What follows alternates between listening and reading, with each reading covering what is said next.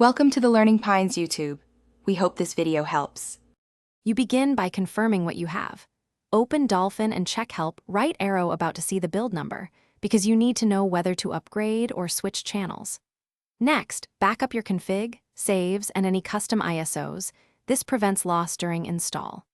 While you prepare files, make sure your GPU and OS drivers are current and you have at least 2 GB of free disk space.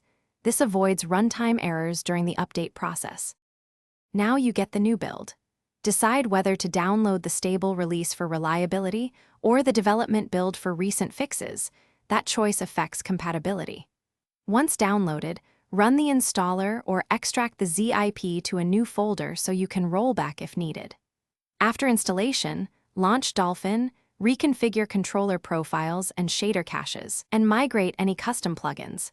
This ensures your settings match the new build and reduces unexpected graphical or input issues. Finish by validating the update. Run a known good ISO and compare performance, audio, and video to confirm the upgrade succeeded.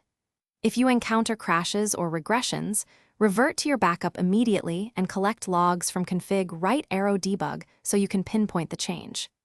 Make sure to update GPU drivers and firmware, clear the shader cache, and, if needed, switch rendering backend between Vulkan and OpenGL.